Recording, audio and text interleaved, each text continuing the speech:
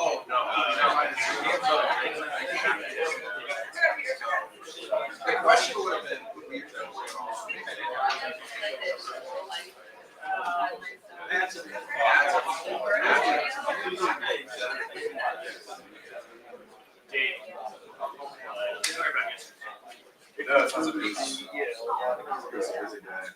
we had to do some marketing today. Let's see how it goes. Obviously, today's probably good. Let's see.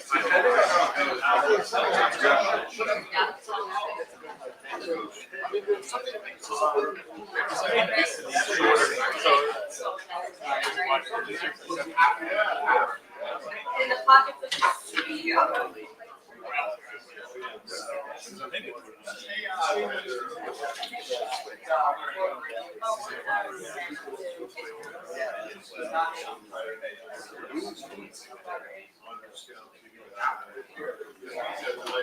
So I'm so impressed with like how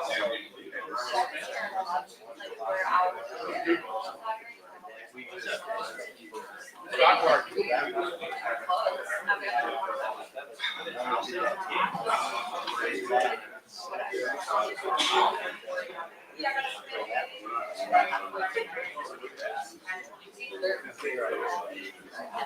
This is the first ever December game.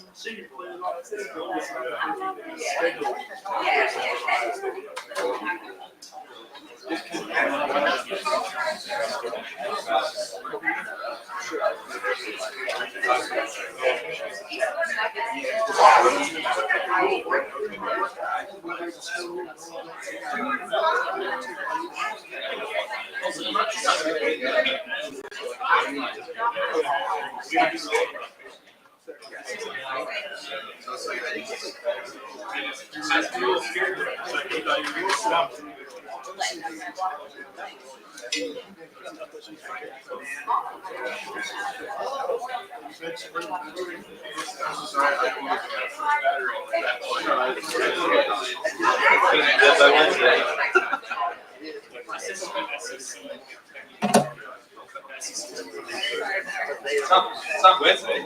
It's not. It's always Wednesday. Yes. Find out Wednesday. You're absolutely right. Absolutely right. I want the big go. Go around.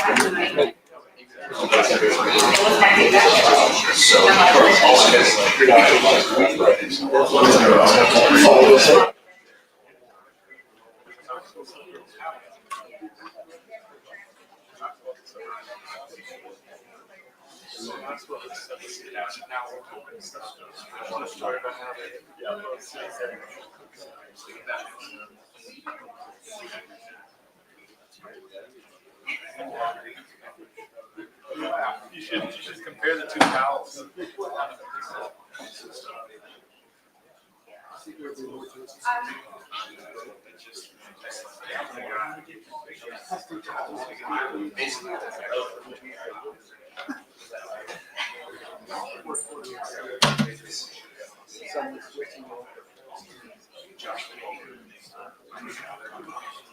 was. Well, it'll be tough. I was joking. Yeah, I know. Colors. You can tell the pasty Midwesterners.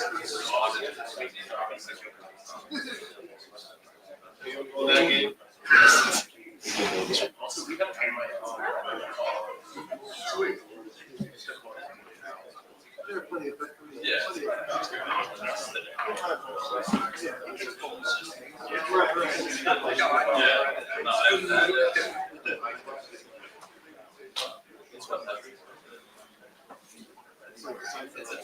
Your pasty.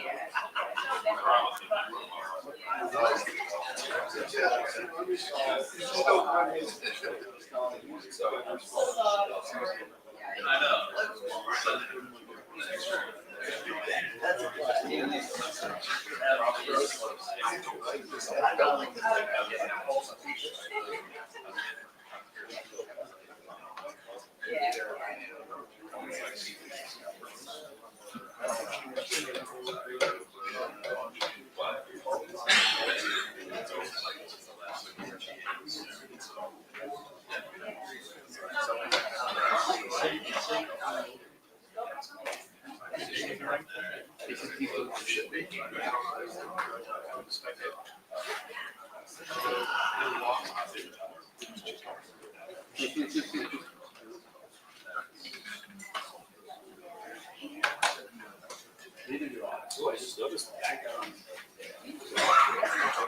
It's in that mail this week. Hey, last week, like, this morning.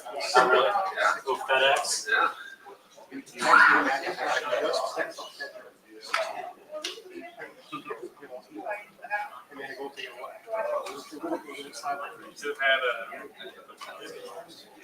By the way, Aaron, the other one was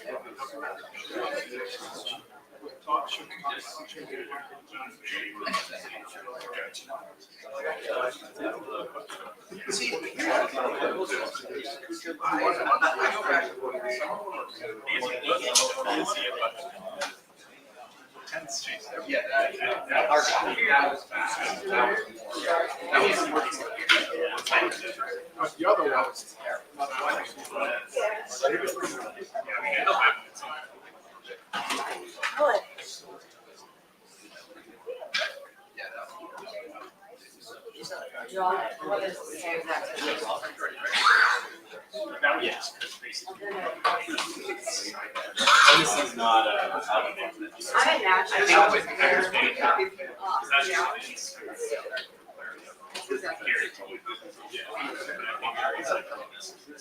not like you're getting the Miami Dolphins.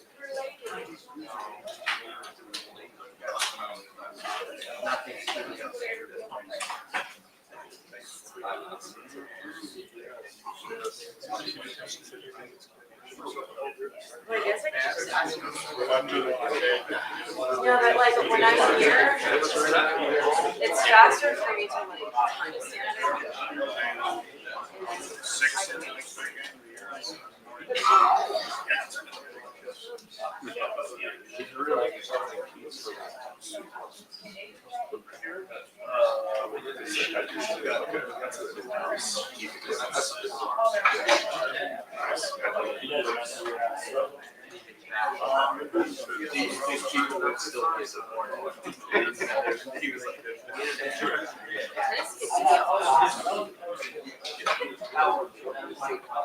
That would be great. They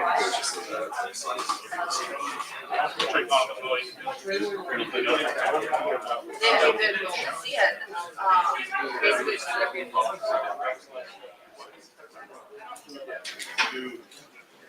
3 days.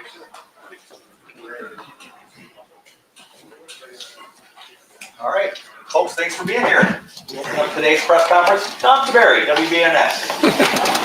Coach, with Tennessee coming, first time ever, December 12th, the game in there. What's the message to the fans, and what do you guys need from them? Because this is kind of, the CFP is going to do what they're going to do, but what's your message to the fans? Well, I'm excited for our players, but I'm excited for our fans to get back together this Saturday in the shoe for an historic event like we talked about last time. This is a, right now the first time it's ever happened before, and I think for everyone to get back together is exciting. And I know our players are that way. We had our senior tackle yesterday, and to listen to these guys get up there and talk about how much they love this university, they love their teammates, they love this program, and then to spend some time with the parents and talk to them about their sons and the work and the sacrifice they've made. And it was a great day to spend time with our seniors and what they put in. And so for them to get an opportunity to play at home in something like this is great. And but it just is exciting for our fans. And just like our players, the fans are invested in this in a big way. And so it's going to be an exciting day, or exciting night 8:00 kickoff. And this week of work for us is going to just continue to build to Saturday. Bill Landis, Kings of the North. Ryan, you've remarked a couple of times that you made a decision at some point in the offseason to huddle, play like a little bit more deliberately, I guess, than maybe you guys have in the past. Why was that ultimately the path you guys wanted to take? And with 12 games of data now, do you feel like you got what you wanted out of that? Yeah, from the beginning of the season, the idea was that this is a new era. This is a new season for us. Obviously with the number of games that we've been in, and also with the addition of coach-to-player communication. There's just, there's different things that come in schematically that way, but also the number of plays came down. I think the other thing too about the huddle, which was significant this year for us, was just getting everybody together and having Will be in the huddle and look everybody in the eye, talk to him about the down and distance, talk to him about what happened on the last play, and bring everybody together, the offensive line talking together, the receivers, and that's important. It really is. It's kind of something we've almost lost when you're in a no huddle situation. You can find yourself almost on your own. And, having Seth in the huddle at times this year was great. And so that's been a big part of it. Mixing in, the no huddle part of it as a change of pace certainly does change the tempo and can be an advantage. And so we'll certainly, make sure that's part of our plan as we head into the playoffs. It has been this year as well. We've used both of them. But I think with the change of pace in terms of, the clock stopping after, first downs really only happening inside of 2 minutes now, the games go faster. And so it's a lot more focus on efficiency. And, we're going to play against a team that's going to play fast here on Saturday night. So, we know what we need to do, defensively in terms of getting lined up, and they're going to challenge us. And, they're a very good team. I give Tennessee a lot of credit. They're well coached and they have a great attack. And so, we have to do a great job of getting lined up in those situations. But I think for us, we found a good rhythm with that. I think it's allowed us to be more efficient. But there's also times when we need to speed it up to put more stress on the defense. Guys, we're going to need to stick to just one and done questions just because we're on a little bit of a time schedule with all the other players and coordinator coming. Let's go with Tony Girdman, Buckeye Huddle. Ryan, with the portal now going on, how difficult is it to put a roster together while also preparing for a playoff? And how much of your daily hours are put into the portal right now, keeping your team together and bringing in new players? Well, the number one focus is Tennessee right now. But as you know, you can't just live in a vacuum. And we have to plan for the future. And the fact that, these players having to make a decision right now, knowing that the playoffs haven't even started yet, is very difficult on them. It's difficult on us. That's just the way it is. You're asking kids to make decisions on their future, yet they still want to be with their team and play in the playoffs. And their teammates who are seniors are relying on them to still be part of the team. So, all challenges for us, but I think we're handling it well. I think that we have a group of guys that want to be together and understand what's ahead of us. For the staff, we're doing everything we possibly can to make sure that we're retaining the players and providing them with what they need. And then also making sure that if there are some things in the portal that we need to, fill holes with, we'll do that. And there's some good players out there, but the number one focus right now is beating Tennessee. Dave Biddle, 24/7 Sports. Ryan, what's the play on the offensive line? You alluded, when we talked to you 2 weeks ago, there might be some changes there. Any changes forthcoming? Luke Montgomery's got some reps at guard, and so you're probably going to see him at guard some this game. We'll see how this week goes, but Austin will be rotating in there as well with Tegra. So that'll be the plan now. We still have a whole week of preparation, and things can change, as of tomorrow, when we get on the field. But the plan right now would be to rotate those guys. Dan Holt, Lebanon Warriors. Yeah, with Devin announcing that he's going to enter the portal, is he still your backup quarterback for this game? Is Julian pushed for that job at all? So Julian's getting a lot of reps in there, but my Devin right now is the backup quarterback, but Julian's right there, and he needs to continue to push in that area, and you just never know how this thing's all going to shake out. There's a lot of football ahead of us, and so we'll need all those guys. And I give Devin credit; he wants to finish this thing out the right way, but he also wants to see what other options are available for his future. And I think it's not an easy thing for him to do, but I give him credit for wanting to finish this thing out the right way. Spencer Holbrook, Letterman Row. Yeah, with Luke, what did you guys see in him that maybe you didn't see after the Simmons injury and then after Seth's injury that made you guys think like, okay, he can go play in a college playoff game? Well, I think after the Penn State game, we got a lot of confidence coming out of that game with Carson playing guard. He really stepped in and did some great things. You don't always know what you're going to get until you get into those game scenarios, as you know. And then when Seth went down, we went back to Austin because he gave us the most experience, at least coming in from from the first few games when Donovan went down. And Luke was still coming on; he was getting better, but we just felt at the time that was the right move. And there was some good plays and some not so good plays coming out of the Indiana game. And then after assessing the last game, we feel like, Luke deserves an opportunity. And I don't know if it's, that he's done that much more than maybe he's done in the past, but he was close anyways. And so now it's about time to give him an opportunity. Stephen Means, Cleveland.com. Just following up on that, use the word experience. You used that when you chose Carson against Penn State as well. Is it easier to not go with the guy who's been through it before when you've got 3 or 4 weeks to prepare for a game versus a week-by-week basis? That's right. That's right. Yeah, exactly. The more reps you get at a concept or a play allows somebody who's in that role to adapt quicker to some of the things they may see in the game and have a better handle on the game plan. Over to the right, Dave Holmes, WSYX. I know the media schedule you're doing more this week. I've noticed. I think that's CFP regulated. I'm just curious. Is there anything else different about hosting a playoff game that you've noticed logistically than just a standard game of the shoot this week? No, I think we're staying on the same routine that we've been on. We're going to still use some of our playoff experiences to use as a reference for this game. But when you look at it, first off, it's a quick turnaround. There was a week where you're in limbo, and then on Sunday you find out you're playing Tennessee. You have 1 week, and now you're in the game week. And so what we try to do is continue to stay on the game week routine. I think that's the way to go. When you play in a bowl and you have a lot more time off, then it's different. You get some of the young guys work, some of the older guys spend a couple weeks resting, working on Indy, but not getting as many reps. This, we pretty much stayed on a game routine, and we did that last week. We had our Sunday, today's our off day, and Tuesday will be a normal Tuesday for us. So, it's been pretty much like a game week for us, and we're going to keep it that way. Joey Kaufman, Columbus Dispatch. I just quickly clarify on Luke, has he been repping at left and right, and that rotation would include repping both of those guys? He's been mostly getting reps at left, but he will have an opportunity to get reps at right as well. And the guys who went in the portal last week, other than Devin, Gabe, and some of those guys, what is their status as far as being on the roster for the playoff? Yep. So Gabe will not be on the roster, and then who else? Kojo and Jaden. Koj will be. Jaden will not be. Yep.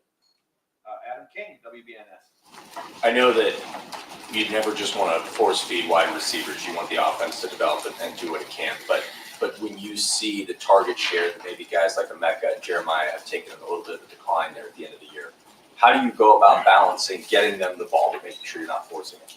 Yeah, I think you got to learn coming out of the season on what where you've been. I think that the team that we started with at the beginning of the season, where we were in the middle of the season, and where we are now are all 3 different areas for different reasons. And the bottom line is, when you look at where we are right now, we've got to make sure that we're maximizing our strengths and minimizing our weaknesses or deficiencies, and that we all have to take accountability to do our job. Like, those are the areas that we got to focus on. Now, what does that mean schematically? I don't really want to get into that, but that's the bottom line. And we are in a different place when you think about where our offense was at the beginning of the year, the middle of the season, and now it's different. Same thing with our defense. What we thought going into the season, mid-season, and now you can see that we've changed. Now, it hasn't been drastic, but enough. And I think that's the most important thing. So, yeah, we got to make sure that we're getting our best players the ball. But that's what when I'm talking about, maximizing our strengths. We got to be able to do that, and that's very important in this game.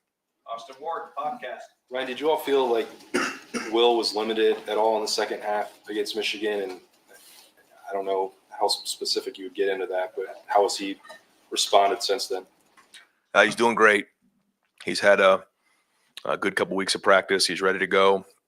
I know he wants to, just like all of us, move on and focus on Tennessee. There's certainly plays that he'll want to have back in that game, but one thing about Will is, he's got a very positive mindset, and he's very resilient, and you can see he's got a bounce in his step right now. He wants to get back on the field as fast as he possibly can. You can see that, and he wants to lead this offense, and it's going to be a very important part of this game on Saturday night is his leadership, and he'll be ready to go. Cameron T. Robinson, The Athletic. Ryan, I know 2022 is a little different. Obviously, you were a play caller. Obviously, you lost that game in Georgia, but it seemed like that game, after losing to Michigan, you guys played a little more free, a little more loose. What can you take away from the lead up to that game and apply with this group from the lead off from Michigan loss to that? Yeah, I think there was guys who were part of that game on the team and part of being in the playoffs, so they know what it's like to play in the playoffs, which is great. There's a bunch of guys in the room that don't, and I think for us to recognize that once you get into the playoffs, it's a brand new start, and I think that's what our guys have recognized now. The fact that they've earned the opportunity to play in the playoffs. That's it. We have 2 top 5 victories, and we have 10 wins. And there's a lot of teams across the country that aren't in the playoffs. So the bottom line is, like, we are in the playoffs, and, every team is going to have their issues and deficiencies, and the teams that can address those the best are going to win this thing. And that's it. It's a new era. It's a different time. And I think our guys recognize that. And I think, the guys, especially who played in that game, also realize that, no matter how the season ends, like, that game is coming, and you got to learn from it and grow from it and go from there. And sometimes you can be really, really close to something and not realize it. And what you have to do is just keep pushing forward and keep rolling and keep going. And that's been the message to our guys. Pat Murphy, 24/7 Sports. Ryan, you talked about the tempo of Tennessee a little bit, but when you're facing a team that moves as quickly as they do, how does that impact everything you guys are doing? Both, I imagine it affects both sides of the ball a little bit. What impact does that have on you guys? Well, Chip was one of the first to ever do this, and I was his quarterback. So we were laughing about that the other day, and it's kind of gone full circle. And the idea of their offense, first off, they're very, very well coached, and they have a very, very good plan on what they do. And they play physical, and they run the ball up inside. But when you're going no huddle, the first thing they want you to do is they want you to not get aligned, and they want you to not communicate well. They want to stretch you horizontally. They want to stretch you vertically, get you in space. And then, obviously not run to the ball and, get tired and those type of things, and play undisciplined. I mean, that's the whole idea of it. And that, they're going to be in better shape than you are at the end of the day. So, we know what that style is. We know what the philosophy is, but it doesn't make it easy. It's like playing an option team. You don't really understand it till you're playing against it. So we've had a couple weeks to prepare for this. I think the preparation's been good. I think Jim's plan is excellent going in. And I think that our scout teams have done a good job. We've been doing some good on good work to try to press our guys and make sure they understand how stressful it is to play against this style. But, ultimately it's still going to come down to taking on blocks, defeating blocks, and tackling in space. Dylan Davis, Delaware Gazette. On Selection Sunday, you talked about wanting your team to play free and without fear of consequence. And I'm guessing as a head coach, that falls largely on you to facilitate that. How have you been different? Obviously, your team didn't play. There was nothing free and easy about that in that Michigan game. How have you facilitated that? How have you changed your approach to this game compared to that? Again, like the fans, like the university, like our players, the coaches, myself, like, we are all invested in this thing in a big, big way. And, I wish some of you guys could have, seen our senior tackle yesterday just to see how much these players care, how much these coaches care. And, as the season goes on, you continue to build and grow, and you just build this brotherhood together, and you're invested in each other. And so, when you win a game, it's thrilling. When you lose a game, it can be heartbreaking. And we understand that. And we're not going to apologize for that because we care a lot. And we know what it means to Ohio State to win football games around here. We understand what that game means. But ultimately, that's behind us. And you learn from it, and then you move on, and that's it. Because, it doesn't do us any good moving, backwards. So that's it. The focus is on Tennessee. You grow, you build. And I think this team is prepared to go play in this playoffs. I don't know the other teams. There's great teams out there, but I know this team, and I know what they're made of. And they're resilient, and they're tough, and they're mature. And again, they care a lot about Ohio State. They care about this team, this university, just like the coaching staff and myself. And we're going to play our tails off on Saturday night. Rob Aller, Columbus Dispatch. Yeah, Ryan, along those lines, you're dealing with 18, 19-year-old kids. That's got to be one of the challenges of coaching is keeping them up and buoyant, although you said they're very mature. Is it almost good that you have some distance between a really tough loss and this game that you kind of recover, I guess? Well, when you it's like 1 week, okay, that's one thing, a month, there's another challenge with that. 3 weeks is kind of the sweet spot. It allowed us the week to sort through, the issues and get them addressed, take accountability, because that's the big part of that. Like, nothing matters if the problems aren't fixed, and then we don't make adjustments. That's what it comes down to. And then the recognition that, okay, we're in the playoffs now. Like, that game's behind us.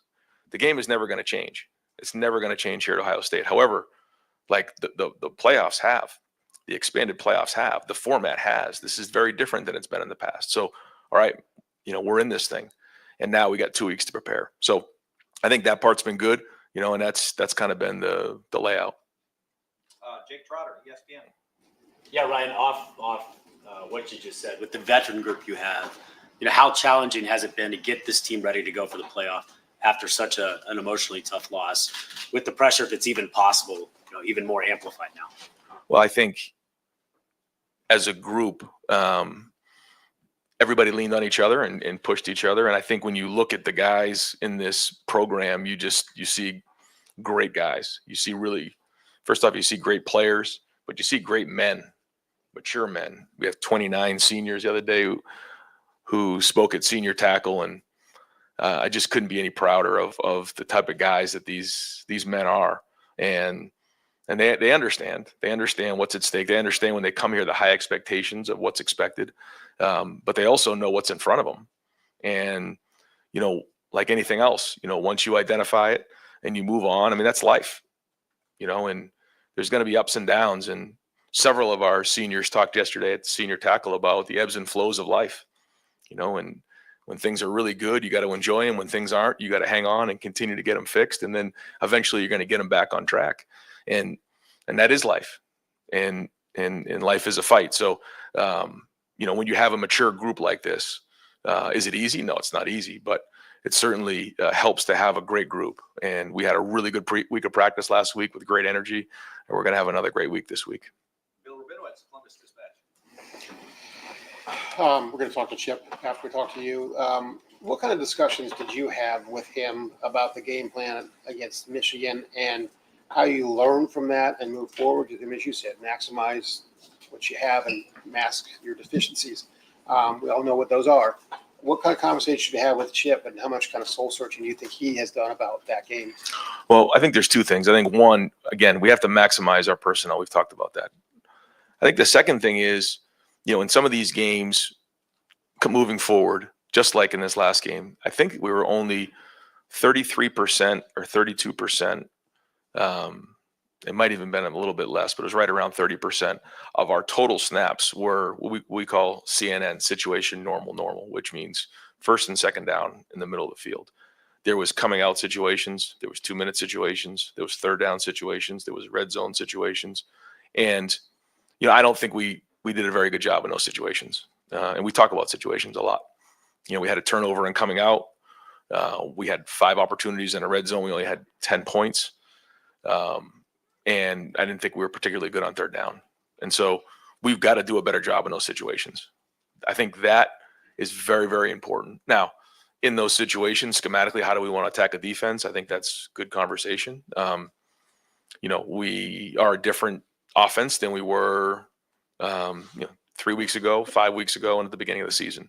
I think we need to recognize that. But that's not just the only thing here. There was a lot that went into that game, and we got to make sure we're playing good situational football. At 40, Sports Illustrated. Ryan, you've had a couple of really good semifinal performances in the playoffs against Clemson and even the loss to Georgia. Is there anything about the experience of getting ready for that you can channel into getting ready for this? I think so. I think when you're getting ready for a game like this, the preparation is critical. I think you got to do a great job identifying your strengths versus them. And like normal in these situations, you're going against an opponent that you don't typically see. It's a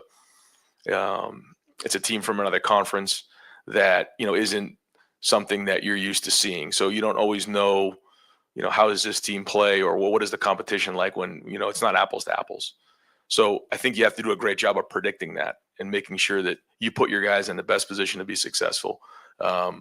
And also making sure that you're doing enough things that and enough change-ups along the way to create, plays for your team.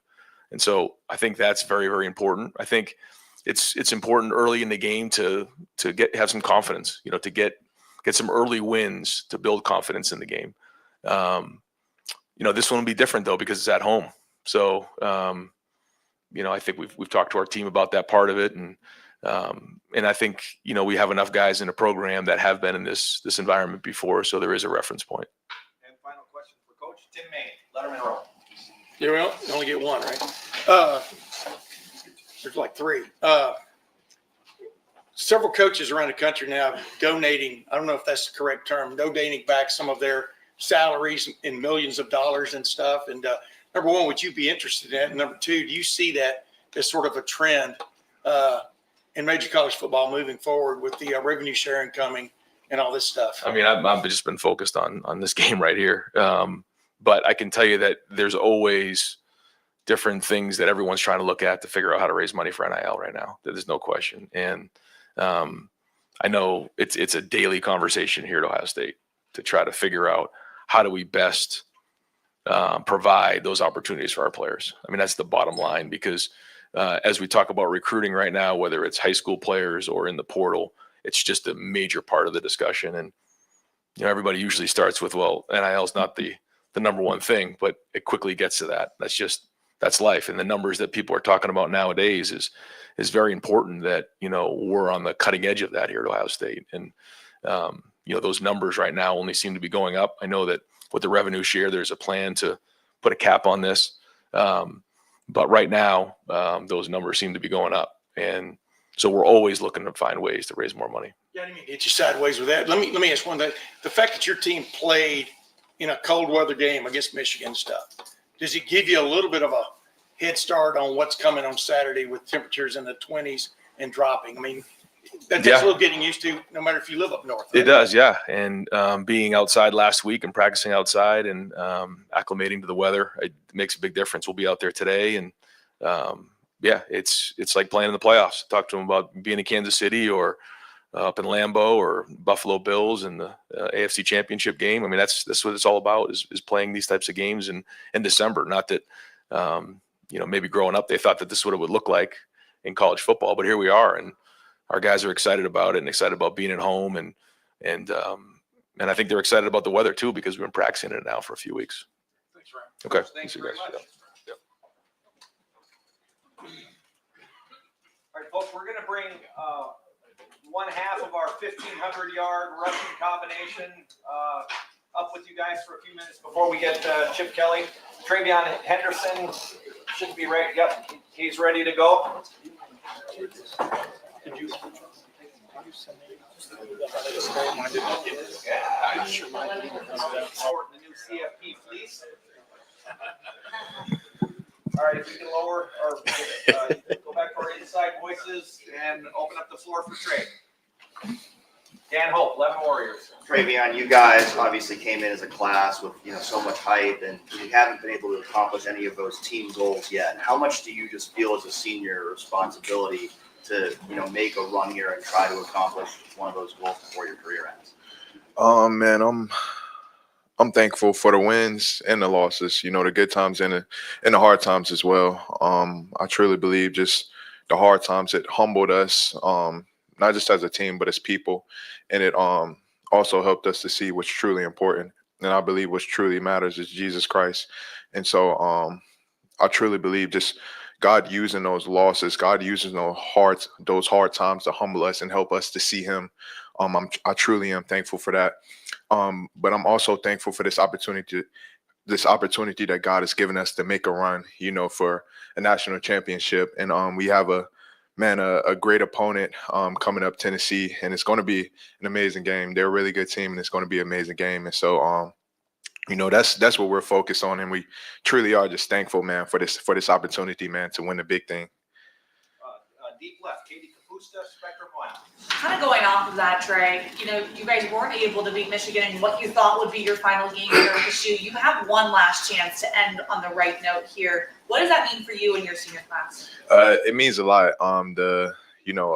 The guys on this team, the leaders on this team, we definitely want to finish this thing off the right way. And so, our focus is on Tennessee, not looking behind us, but looking forward. And, we're looking forward to give it everything we got, for the glory of the Lord and for each other, for the love of each other. And so. Austin Ward, the podcast. Trey, what was senior tackle like for you? It was a special moment. Hearing all the seniors being able to share their piece, and also just reflecting, on times, I was once on the bench, listening to the other guys, speak, and being one of those guys who speak now, and being able to drop a little nugget, to the guys. It truly was a special moment. Tim May, Letterman Row. Thank you, Jerry. You guys offensively, TreyVeyon, if y'all sat around and talked about, like, for want of another term, the last time y'all played, it wasn't good enough. You understand what I'm saying? It wasn't. Well, what is that inspiration, whatever, if y'all found that, you think, in the last couple of weeks? I definitely think we've definitely found that and been working on that. Last week's, time all messed up. But last game, it wasn't our best performance offensively. And so, the coaches, the players, truly been doing a good job, man, of trying to get better. And I definitely do believe that we have a good plan going into this next game. Yeah, especially in the run game wasn't good enough, right? I mean, that hits you and Quinchon where it hurts, right? Yeah, we knew what we were up against. The record doesn't show how good those guys are, but we knew it was going to be a battle. And so those guys have some really talented players. But the biggest thing is just not looking behind us, continue to move forward, man, and trying to focus on Tennessee and, be the best offense we can be, in that game. Over to the right here, Kellyanne Stitz, WSYX. Hey Trey, Tennessee comes to town with a really good defensive line. What have you seen from your guys' offensive line that gives you confidence that they can handle Tennessee's defensive front? I really love how those guys are leaning on each other during this time. Sometimes we have good games, sometimes we have bad games, but I just think through it all, true love is truly shown when we stick together through those times, even through those bad times. And I truly seen that, in those guys, leaning on each other, sticking with each other, uplifting each other, coming to practice, working hard each and every day as they've been doing. And so, I truly am proud of those guys, and I love those guys, man. They put in so much work behind the scenes that people can't see, and they play a really tough position. And I truly believe those guys, man. I trust those guys, and I know they're going to get the job done. Andrew Gillis, Cleveland.com. Trey, with Tennessee's defensive line specifically, what stands out about them when you watch them on film? I mean, they're one of the best run defenses in the country. Is there anything you see that kind of makes them that unit and that level special? Yeah, they got some really good players on their defensive line. They're really special, really talented. They play hard, run to the ball, and so I definitely think this is going to be a really competitive game. And so, man, we love that here. That's why we come here to Ohio State, man, to compete against the best. And I definitely do believe this upcoming game will be competing against the best. And so. A couple more questions for Trey. Rob Aller, Columbus Columbus Dispatch. Trey, sometimes after a really tough loss like the last one, offense and defense can get heated at each other. How much was the brotherhood? Was the brotherhood tested during that? And did it galvanize, if it happened, did it galvanize you guys into a better place? Yes. That's always going to be testing that God allows us to go through and has planned for us to go through. And I believe this was part of it, having that loss, this was part of it. And man, what was so powerful, man, is when we came together as a team. And everyone was able to really pour out their hearts and just encourage and motivate each other. And at the end, we all finished with a prayer. And so that moment right there was so powerful as a team. And I'm just so amazed, that happened, that we were able to come together and all just pray together and lock arms, man, and move forward. And so yeah, I'm excited, man, to continue to play alongside, with this team, man. Tony Girdman, Buckeye Huddle. Trey, we just talked to Ryan. You said you guys are looking forward to playing in the cold. Would you agree with that? And how much ownership do you take of that with you being part of the running game? Yeah, we're looking forward to that, man. Coach Day, they definitely been pushing us outside of our comfort zone and making us practice outside, to get accustomed to that weather. That's kind of what we've been doing, throughout the weeks anyways. And so, yeah, man, the guys, we truly are getting used to it, and we'll be prepared for that for sure. The coaches, they're doing a good job of preparing us for that. What's the hardest part for you as a running back dealing with the cold? The hardest part as a running back dealing with the cold.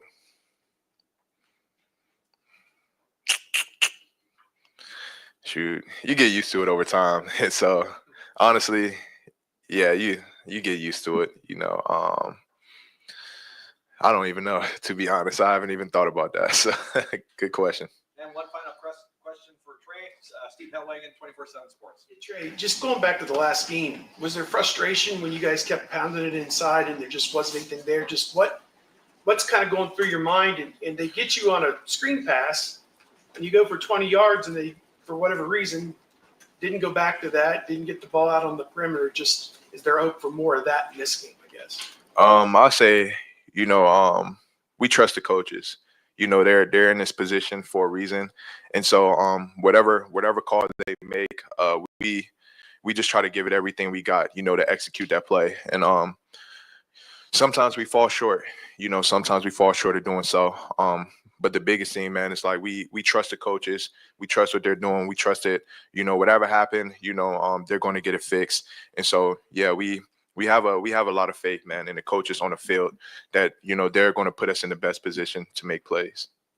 TreyVeyon, thank you very much. Appreciate y'all. Y'all have a good one. Thanks, Trey.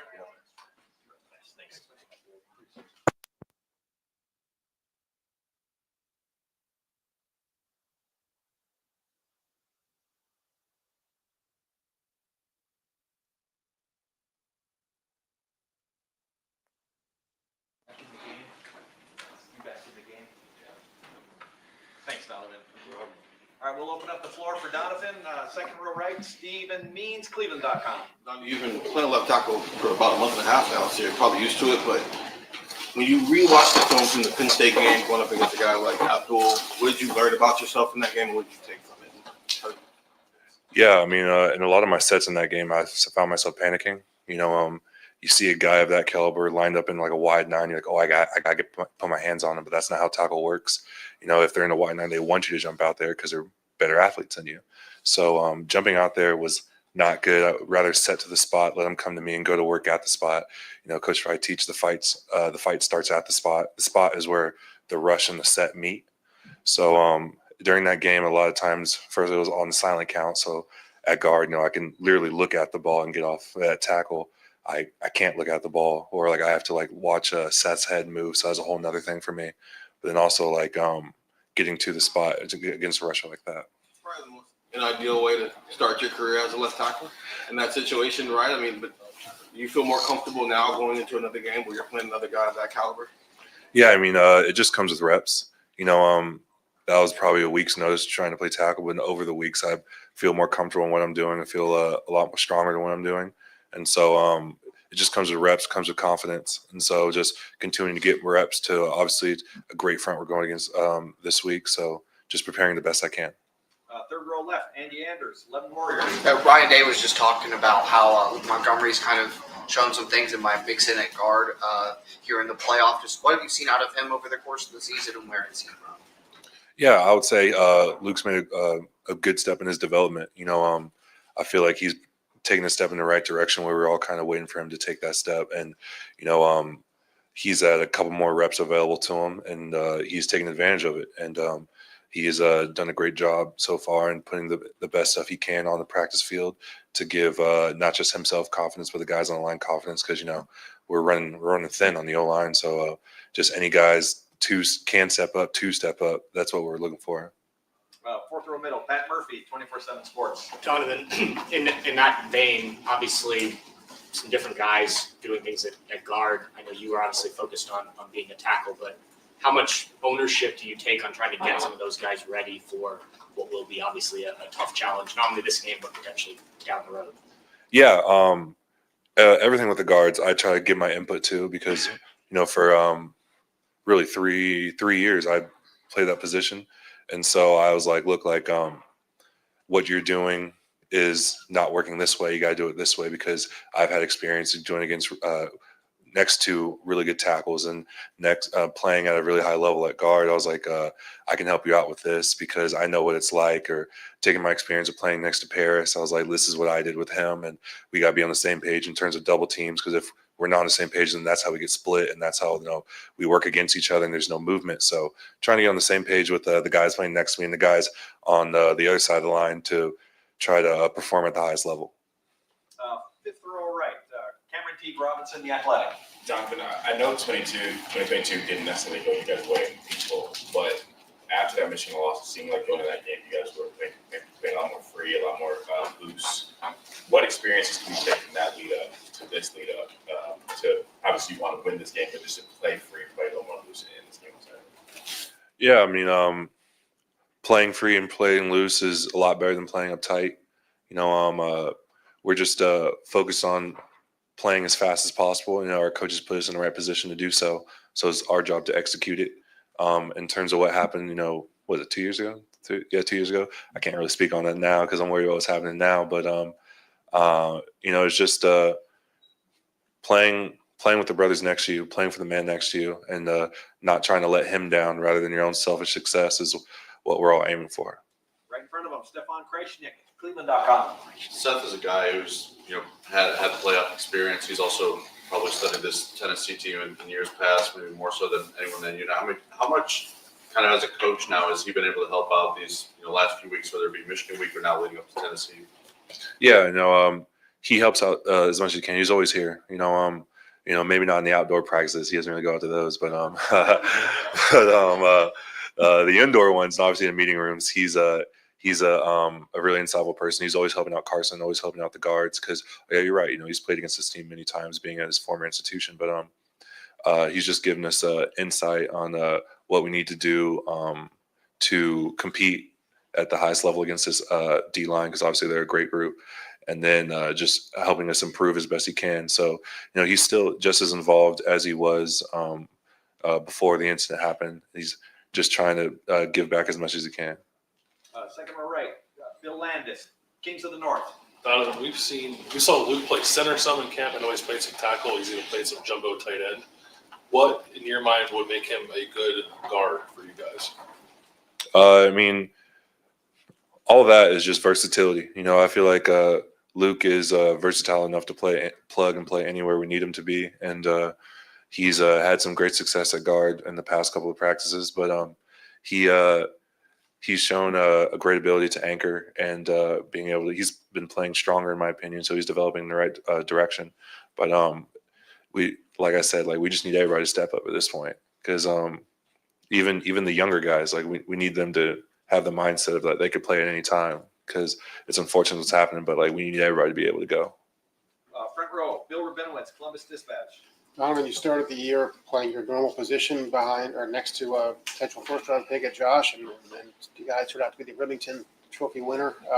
Both those guys are gone. You're playing a new position. Tell me what it's been like on the offensive line for you, especially having played the Michigan game and that didn't go well, and now you have a chance to do everything you wanted to do? I mean, kind of what's the mindset of the offensive line right now? Yeah, I mean, it has been easy. You know, you lose the best center in the country. You know, it's everyone knows he's the best center in the country. He's the brain of the operation. He put us in positions to succeed. And obviously, you lose Josh Simmons, who is the lockdown tackle. Like, you didn't have to think about who he was going against. You're like, no, Josh got it. Like, we can worry about what we got to do everywhere else because Josh's going to handle his stuff. So now we got to take a step back and be like, okay, like, where can we attack to put our guys in the right position? Because what we did before is not what we can do now. And so we got new guys stepping up, playing, and they're playing at a competitive level. But we got to put guys in the right position to succeed for games coming forward. And we didn't execute nearly as well as we wanted to last game, obviously. But it's a beautiful thing about football, beautiful thing about the playoffs that we have another opportunity to go out there and play. Austin Ward, the podcast. You think Back to, we mentioned in camp, maybe Austin would have to fill in for you in the short term. Like, what advice do you have? Then Zen goes into the lineup. Then Carson comes back in. You have this now with Luke. Is your conversation, advice, communication the same with all four? Have you had to tweak the message? I'm sure you're tired of having to keep going through this process, but like, are all cases the same? You tell them the exact same message no matter who it is, or different depending on each of those four guys? Yeah, I've gotten really good at giving motivational speeches this year, but yeah, it's always different. You know, with Zen coming in, we'll start at the beginning with Austin going in. It was like, hey man, you're fine. Like, this is the same game you've been playing, just in front of a lot more people. You know, you've been doing it all, for a long time. Just keep doing what you're doing. Then when Zen came in, I was like, look, man, I'm here next to you the entire time. Like, you're not doing this alone. Just communicate and we'll be all right. And the message changes varying per position. Everyone takes messages different ways, but the end goals are the same. Is just to play absolute hardest and worry about the result later. And final question, Tim May, Letterman Row. Yeah, I was wondering, Donovan, is there a common theme when you're going against a talented defensive front, like, the previous game and then this one with Tennessee, that they may not be as tricky because they're really good players? You understand what I'm saying? I mean, that they can sometimes win one-on-one battles and stuff. Just what has got to be the mindset going against a defensive front like this one?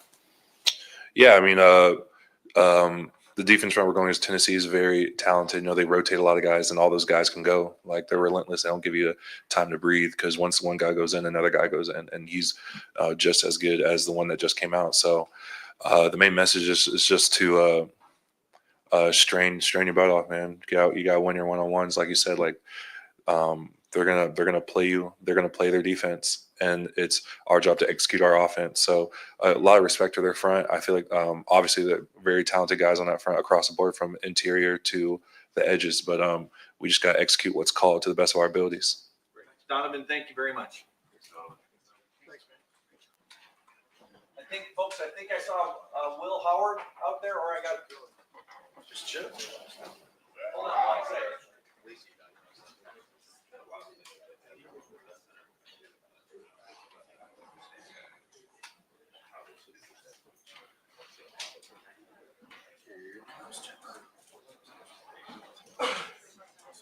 All right, folks, we're going to open up the floor for questions for Chip Kelly.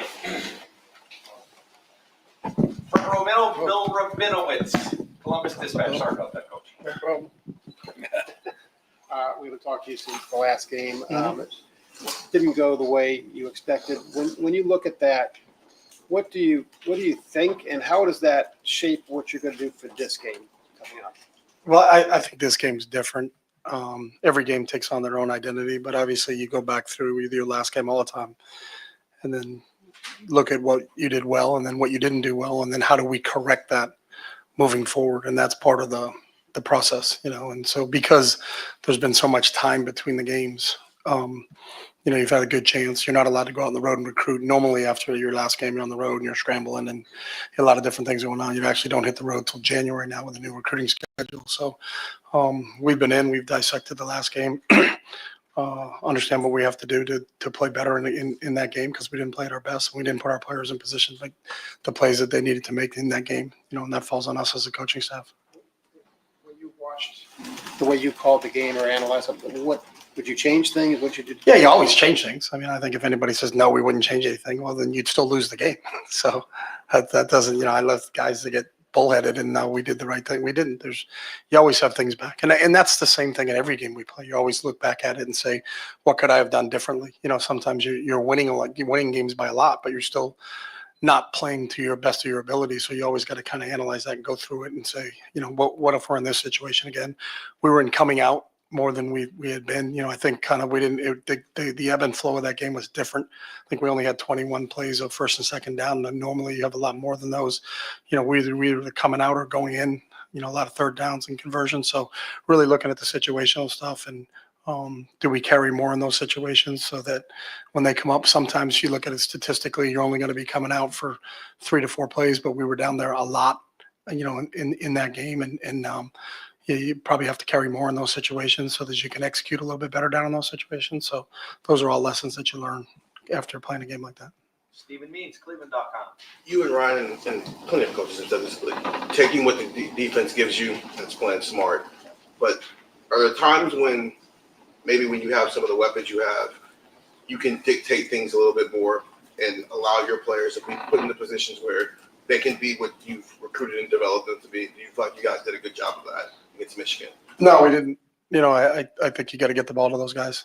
We were really talented on the perimeter, and sometimes people are scheming up to take things away. Play too deep and double cover some guys and force you to kind of play a little bit left-handed. And I think you still have to find ways, and we have to be creative enough that you can still get the ball in those guys' hands.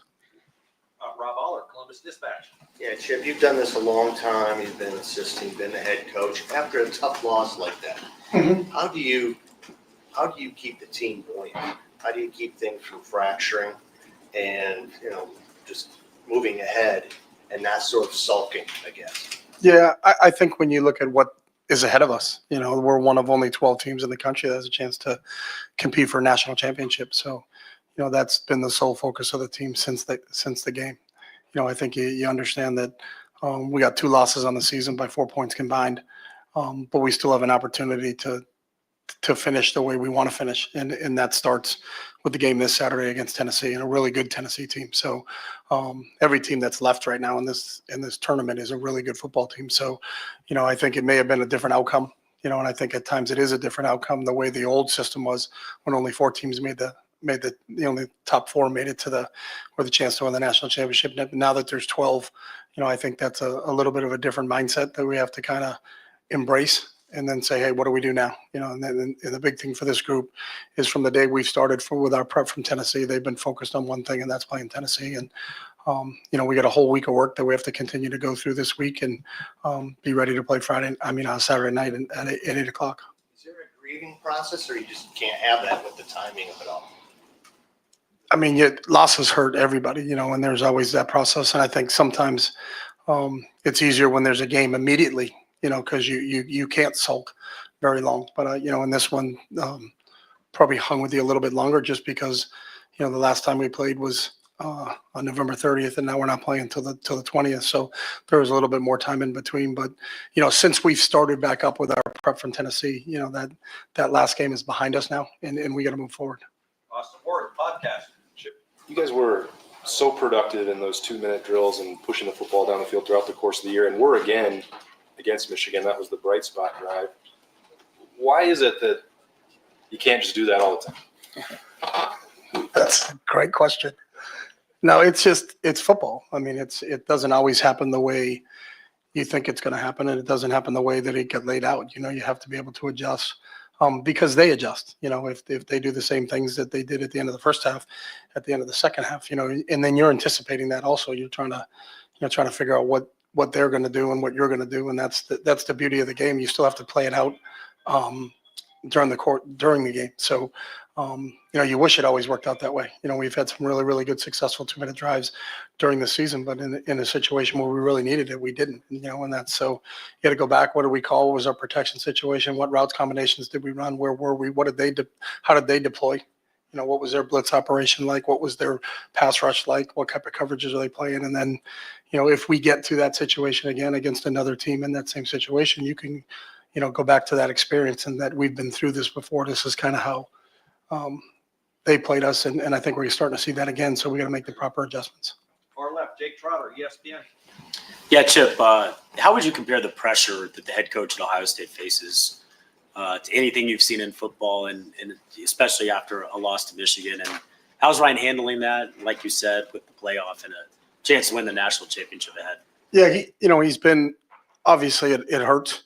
He understands the weight of what this position is, being the head coach at Ohio State. It's different than probably some other places, as you noted. But I think Ryan's done a great job with it. I think he has to. You always look to your leader, and how does the leader handle it? And I think our players kind of thrive off of him and kind of what his mindset is, and what the magnitude of that game is, but then our ability to move on, because there are other games. And like we said, we have an opportunity to play 4 more if we do what we're supposed to do. So I think he's done a really good job with it. It is a difficult situation, but I think he's the man, and he's done a great job with it. Right behind him, Steve Hellwagon, 24/7 Sports. Hey, Coach, after the Michigan game, a lot was made that you guys netted something like 20 yards on 18 running plays between the guard gaps, whatever it was. Can a play caller get into a rut sometimes, or was there something that you saw on film that you thought that was going to be a vulnerable part of their offense to attack? And I guess spin that forward for Tennessee. It seems like they're very similar. Yeah, a play caller can get into a rut. That's a very valid point. I think sometimes you kind of go in with the mindset you have to establish a run to win a football game. Maybe that's not the case. Sometimes you got to kind of go away from some of the norms and say, hey, maybe if we throw it a little bit more in hindsight after you go through it, and say maybe we could have done this a little bit differently, because you're always going to go back through it. There's not a time when we've played a game and you're going back through and say, man, we played the perfect game. You've never played the perfect game, never called the perfect game. So you're always looking at how do we improve and how do we make this better. You're right. I think Tennessee they're 5th nationally defensively in both scoring and total defense. The number 1 third down defense in the country, number 1 red zone defense in the country. So we're playing a really formidable defensive group coming in here that's really well coached, and they've got good players at all 3 levels. So that's going to be a challenge for us again this week, and our players are excited about that opportunity. After the hit on Howard, did you have the same confidence in him? Because there were a couple 3rd downs, 3rd and long after that, where you guys ran the ball coming out and also going in the red zone. And he didn't seem like the same player after that big hit. Yeah, we always have confidence in Will. I think, he's the leader of our team on the offensive side of the ball, and has had a tremendous season. And I think sometimes those 3rd and extra long situations, whether it be coming out, you're trying to protect the ball. You don't want to turn it over in that situation. Give your punter a little bit more opportunity to play the field position game and get the ball past midfield, and knowing that we have a really good defense and we're confident when we put them back on the field. And then sometimes like the one in the it was a draw play on a 3rd and long, which is sometimes is a normal call against a pass rush team. And then we were just short on it. Right behind him, Pat 40, Sports Illustrated. Chip, you mentioned coming out and going in. Is that the traditional red zones? Is that 0 to 20, or is that a different yard perimeter? Yeah, 0 to 20. When we were coming out more than we've been in most games. And then we also had a few opportunities inside the red zone, and we got to capitalize there. We talked to our we know all the time that no STPs, no sacks, no turnovers, no penalties down there. We got to come away with points, and we didn't come away with enough points, obviously. Is that how much of game plan is dictated by that sort of field position? It's all based upon really the data of how many reps a game over the course of a long time. So, over the course of a 12-game season, how many red zone plays are you going to have? You're averaging about 68 plays a game, in college football right now. So out of those 68 plays, they all fall into different situations. There's 1.5 3rd and longs in a game, but then sometimes you're going to get in a game where you have 5 3rd and longs. But you're also going to get into a game where you don't have any 3rd and longs. So over the course of the season, it averages out to this amount of snaps per game based on 68, because that's what the average is in the NCAA. We know what the average is in the NCAA. We know what the average is in the NFL, and you kind of go through it. But then there are going to be games where you have the ball a lot more in the red zone than normally.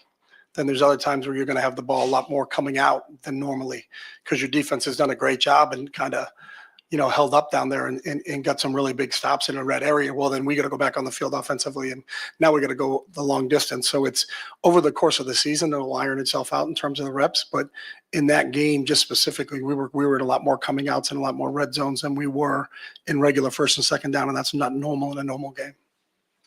Joey Kaufman, Columbus Dispatch. Chip, looking at the way will play. He's been efficient throughout this year, high completion percentage, low turnovers until Michigan. What do you think went wrong for him in some of those moments against Michigan, and sort of how did you look back on it? We always look back at it from my perspective. So I think I got to do a better job of putting Will in position to make plays. And that's how I always look at it. So, and I didn't do that against them. How would you have done that, or what about those situations were challenging for him? Excuse me, say that one again. What about, you said put him in position to make plays better? What about those? I think the one time when we threw the one pick on the 16-yard line, we were in 7-man protection, so we had 2 guys in protection, only 3 guys out on the route. So maybe we could have gone to a 5-man release, get more guys out into the coverage, so that we could spread the defense out a little bit more. So there's one example. And final questions, Tim May, Letterman Row. Thank you, Jerry. Coach, I think a lot of us expected to see a little bit more 2-man running back. Your two Trey and Quinshon in the game a lot more than I've seen them this year. I mean, I'm not second guessing that stuff, but if y'all looked at that aspect of the running game too, of showing a little more variety, I know there's more stew in the pot. I would think even at this point, but I know it sounds like a basic question, but I'm just wondering what your thinking is there. No, it's not a basic question, but they both basically play the same position. So neither one of those guys is a fullback. So we're not you're not going to line up Trey at fullback and Q at tailback or vice versa. So that's not, sometimes when people talk about 2-back offenses, one guy is a fullback and one guy is a tailback, where both of those guys are basically tailbacks. So they both kind of play the same position. And then we're really a 1-back offense, 3 wide receivers, 1 tight end as our base personnel, 11 personnel in the game. So we change it up a little bit. We get into some 12, we get into some 13. We'll get into a little bit of 20. They've been in a few times together, but not as much. But the other thing is that when both of those guys are in the game at the same time, when they need a blow, then who are you sending into the game also? So, depth sometimes is a factor when you're making those determinations of, what personnels are we going to deploy in against the teams that we're playing. What is the evidence that when you put 21 in the game against this team, you're going to elicit this type of defense? How are they going to play it and what are they going to do? So I'm making personnel decisions at the beginning of a week in terms of putting stuff into a game plan really is based upon what has this defense done versus 21 personnel or 20 personnel leading up into this game, and what can we anticipate that they will play if we put these 2 guys in at the same time. Yeah, quick follow. But you're going against a talent, like you said, a very talented defense. It looks like, definitely on video. How important is it, and this is another basic question, to show stuff you haven't shown before in a basic sense? Yeah, I don't know. Think You understand it's. what I'm saying? I mean, I do understand what you're saying, but I don't think you go into it to show. We need to show things we haven't shown before. We need to show things that are productive. So I could line up some really wacky formations next Saturday night, but if they don't gain a yard, it doesn't matter what it looks like. What's the most important thing is the productivity, and are we gaining positive yards? Are we efficient on first down so that we can get into workable 3rd down situations and then continue to get drives going? And I think with this group, if we can usually when we get that first down, then we can start moving the football and start playing at our pace and our tempo and kind of what we want to do to dictate the course of the game. But changing personnel is part of that, and there's opportunities to do some of that stuff. We do have one final question, Bill Landis, Kings of the North. Chip, on the subject of just running it inside, not super efficiently against Michigan, how much of that was they have really good defensive tackles, maybe it's a bad matchup, or do you need to rethink at all how you guys run the ball now that you're on version like 4 or 5 of your offensive line? Yeah, I think you always have to play to the strengths of what your players can do, but it also is part of who you're playing. Also, they did have 2 really talented inside players. They also have 2 really talented defensive ends that I don't think get enough credit. And if you look at the statistics from both of those guys on the field and their ability to set edges is part of the decision there. So you're always trying to put your players in position to make plays, and that's what we're going to continue to do. Is it hard to change? If you have to, I don't want to speak for you, but if you have to somewhat significantly change the way that you run the ball, sort of like what you hang your hat on basically on your offensive line, how difficult is that to do it on the fly? Like in the middle of the season, or even now when you have 2.5 weeks to prepare, is it still difficult to change that kind of thing on the fly when you have 12 games of a body of work going? That's just how it works. When you lose players, you got to see who you're adding. When you lose a Seth and you lose a Jimmy, and then what are their strengths, and then how do we play to those strengths? And and be able to take advantage of them. But you can't ask them to do things that maybe Jimmy and Seth did because they're not Jimmy and Seth. But that doesn't mean you're not going to come up with a game plan. You're always going to figure it out, and we're going to get a chance to, the longer they get to play together, the more continuity that they have, where Donnie feels really comfortable, out of tackle, and he's done a great job. The transition that he's made going from guard to tackle is, even though it's one spot over, it's an entirely new position. So, what Carson has done stepping in and doing a really good job at center, stepped in the Penn State game, played guard, then had to jump in and go play center. But, I think everybody that's involved in this playoff right now understands it. For us to win it all, we got to play 4 more games. And so to think that no one else is going to get injured in those next 4 games is, you're burying your head in the sand. So we got to be prepared for it, and we got to be ready to go. And I think the team that can handle the attrition part of this the best may end up being the team that wins the whole thing. So, we've been aware of that since it started. We knew it's either going to be a 16 or 17 game schedule, to win the whole thing. So you got to go with what you got, and we'll continue to look for things that we can do to help those players out. And it's on us to put those guys in position to make plays, because these guys have practiced their tails off and are excited about this opportunity about playing Tennessee. Great. Coach, thank you very much. All right, thanks, guys.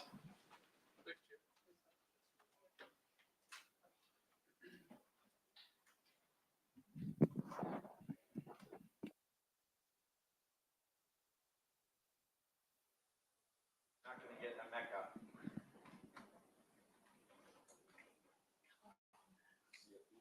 I know. Don't say it too loud. Thanks, Will. What's up, guys? All right, we're going to open the floor for quarterback Will Howard, front row. Bill Rabinowitz, Columbus Dispatch. Well, you're going to have possibly a new configuration on the offensive line this week. Ryan said that Luke's going to at least be in the rotation. What's it been like to play behind all these different alignments, all these different configurations, and how much faith do you have that whatever you guys decide to put out Saturday is going to be good enough? I got all the faith in the world in those guys, man, and no matter who it is, I don't care. They're all here for a reason, and they have to remember that. They're Buckeyes at the end of the day, and man, it doesn't matter who's out there, who's playing. We've all been through the fire together. We all did mat drills together. We all, I have all the faith in the world in those guys, and no matter what, no matter who it is out there, just got to make sure we're playing with confidence, playing fast, playing physical, and just go and attack, because this is all we have left, man. This is it. We can't leave anything out there. So, no, I got all the faith in those guys. They've been dealt a pretty tough hand this year, with all the injuries and the shuffling around they've had to do. I don't think Donnie would have expected that he was going to be playing tackle this year. Carson's playing guard and center. A lot of different things have happened, but just being able to weather the storm and try and figure out what we need to work on and do it and come out and prove everyone wrong. I'm excited for those guys. I think they have a heck of an opportunity in front of them. I'm excited for Luke, whoever's out there. I got all the faith in the world in them. I'm not worried about that at all. Third row left, Dan Hope, 11 Warriors. So you mentioned this is all we have left. I mean, for those guys who have been here 4 or 5 years and this is the end of their careers, how much just do you feel driven to want to win this for them? Yeah, I mean, I could say the same thing about myself. I've been playing college football for 5 years now, and this is all I have left. I have, 4 games max left in my college career. So, I mean, there's no other option than to just empty the tank and leave it all out here, because this is all we have left as college athletes. No, Ohio State or not, this is it. And I mean, I'm just excited to finish it the right way, because we have such a good group of guys, man, and we have such an unbelievable team that we have here. It's a special group, and we can't go out any other way than win it at all. That's the way that I see it, man. I want this for this team so bad. Right behind it, Pat Murphy, 24/7 Sports. Sort of on that note, you came here with the goal of winning a national championship. Obviously, the journey may not have gone exactly how you hoped, but that opportunity is still there for you. How much, you in particular, is that motivation to still have this opportunity in the expanded plan? Yeah, I mean, this is what we're playing for, man. This is a new season. It's the playoffs, and the fact of the matter is, if we don't beat Tennessee, none of it matters. So we're worried about Tennessee right now, man, and we'll we'll look forward after this game. But this is the most important thing, is beating Tennessee, because once you get the first win, you're able to pick up some momentum. But without winning the first one, nothing matters. So we got to beat Tennessee. Right next door, Tony Girdman, Buckeye Huddle. Will, how much better equipped are you guys right now to play in the cold than you were in the last game? I don't know. I mean, it's cold out here, so I don't think that that's a worry for us. We practice in the cold. I mean, I guess you could say we've had a little more practice in the cold, just because I think honestly this year, like, just didn't really get that cold until maybe the up north game. And I mean, I don't think there's anything in particular, but we practice in it every single day. I've played in very cold conditions, so it's something we're used to. Right next door, Stefan Kreisny, Cleveland.com.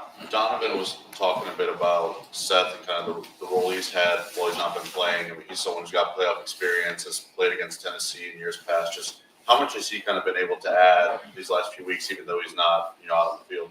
Yeah, obviously we miss Seth out on the field, but you can still feel him in the room, and he's a coach, man. He's transitioned into kind of a player coach almost at this point, and he's just one of those guys that wants to contribute any way he can, and I know he's hurting. He wants to be out there.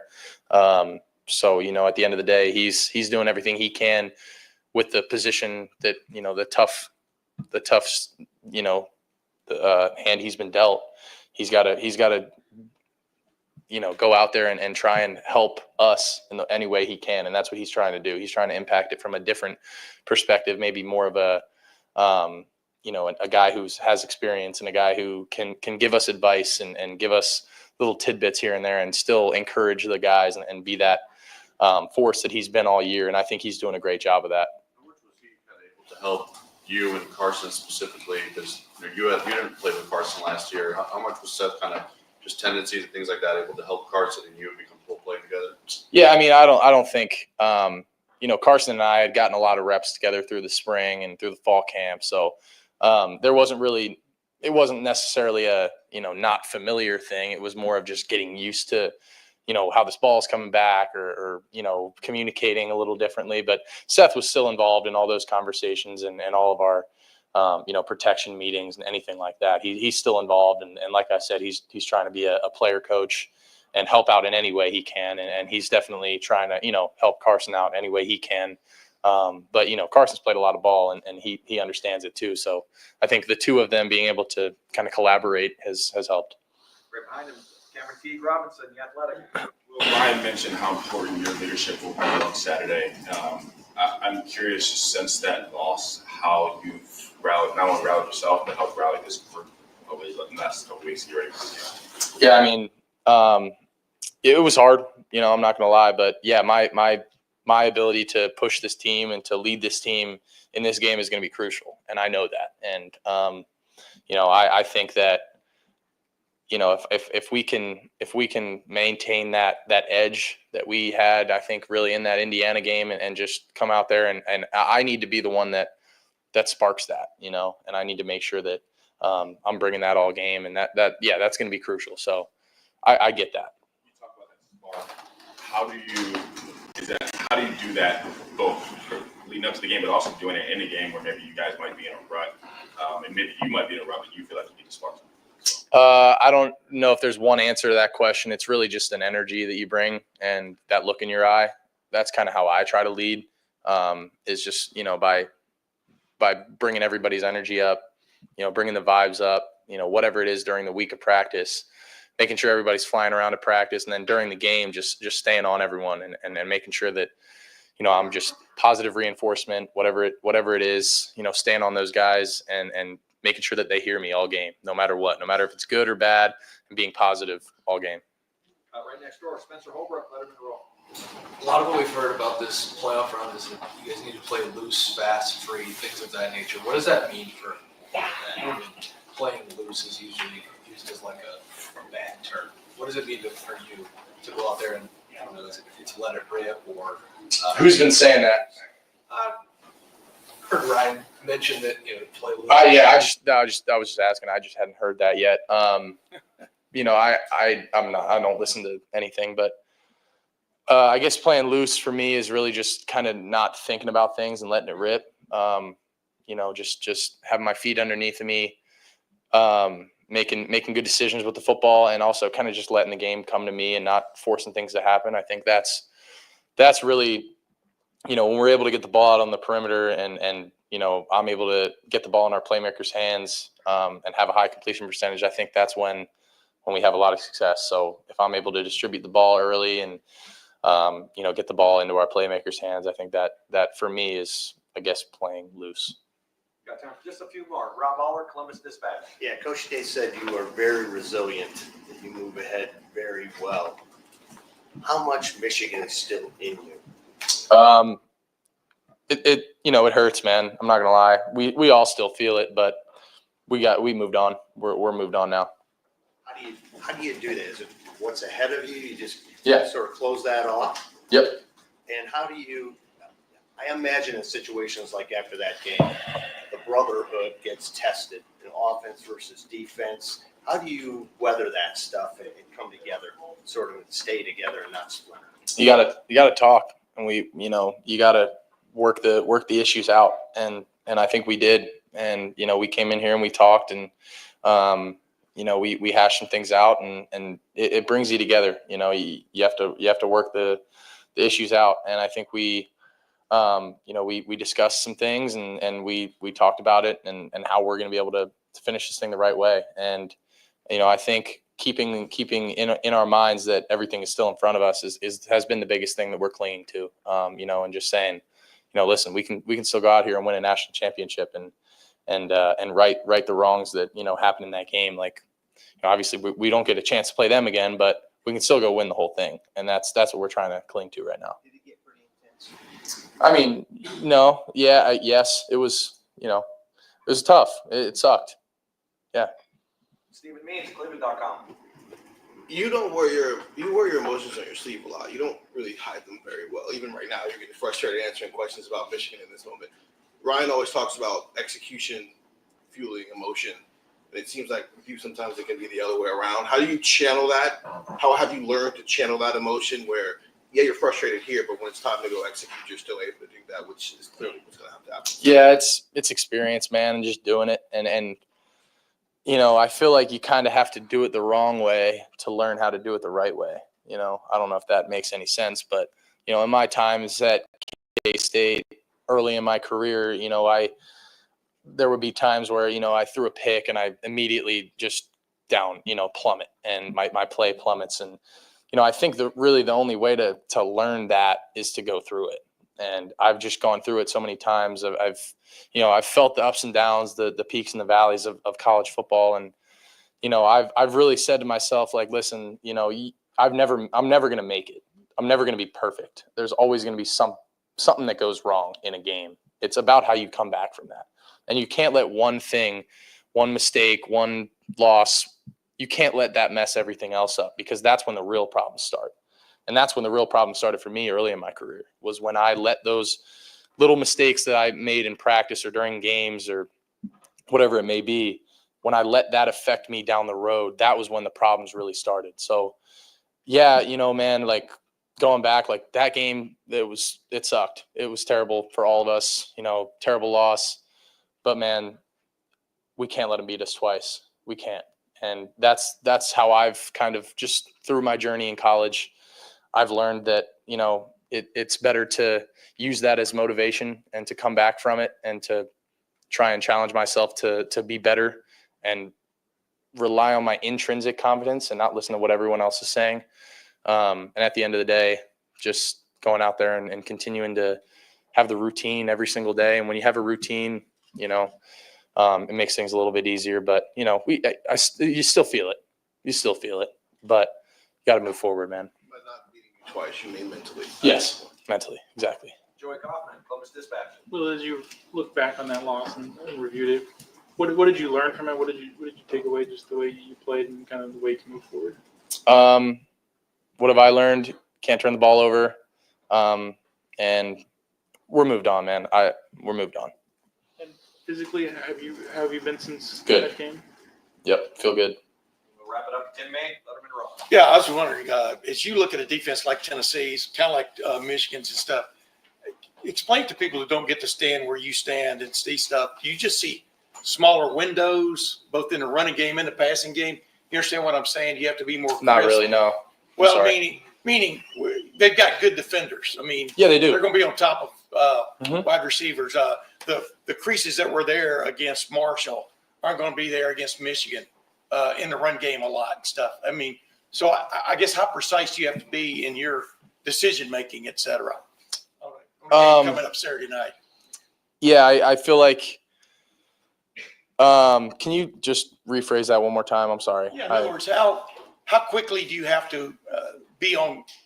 You have to assimilate what you're seeing and make your decisions. Yeah, everything happens a You're little still what quicker. I'm saying. Yeah, I get what. Okay. Yeah, like everything happens a little quicker in games like that. Yeah. And when you're playing against teams of this caliber, you can't let one thing, mess up a play. Like little details matter even more. Like you can't let a guy maybe come inside on a block or blow up a bubble play. They're going to be a little quicker. And I think number 3, their corner's a really good player. I think their defensive front is unbelievable. I think they've got some really stout guys inside. They're a little harder to move for the O linemen. So whether it's getting some double teams on those guys or finding some ways to move them or slow them down. There's different things that go into it schematically. But at the end of the day, you're still playing ball, and I don't really think about it that much. Maybe the windows are a little tighter, but at the end of the day, football is football, and you got to execute the plays that are in front of us. So whether it's whoever it is or Tennessee, I just know that in these playoffs, everything's going to be turned up a little bit. And everyone always tells me, in the NFL, there's 3 seasons. There's the preseason, the middle of the season, and then the playoffs. And everything just gets faster. And I assume, this is the first playoffs I'm playing in. But, I've played in the postseason before, and it's different. It's a different speed. So definitely gonna need to be on our stuff a little more. And despite the plays that are called, do you have it in your mind that ultimately you're the guy, who finally makes the play? You understand what I'm saying? Patrick Mahomes running around, guys that can make plays off of plays and stuff. You have to always keep that in your mind that it's finally up to you. Yeah, at the end of the day, I have the chalk last. And, I'm the one out there that, we talk about all the time. I'm the run game coordinator. I can make some things, right that maybe aren't perfect. And, the thing is, we may have a play drawn up for some coverage and they're going to run a different coverage and you got to take a check down and you got to throw it away. And it's just those little things, managing the game and not making, forcing things to happen or things that I used to do at K-State. I remember this one play in particular at K-State when I was playing Oklahoma State. Called this play for cover 2. They go cover 3. I still throw it, pick. It's like I just tried to make something happen, and I was like, oh, we're calling this play to throw this ball, and I still threw it. But here, being able to recognize, hey, they went cover 3, just take a check down. Like, just move on, next play. And that's really what the biggest thing is like staying on schedule, not making those mistakes that can put you behind the sticks or potentially turn the ball over. That's the biggest thing for me. And I know in these playoffs, taking care of the football is going to be paramount. Well, thank you very much. Thank you, guys. Go Bucks. All right, folks, we've got to be up. We got to be out of here ASAP, and we've got to be off the field at 2, the indoor field at 2. So plan, of course.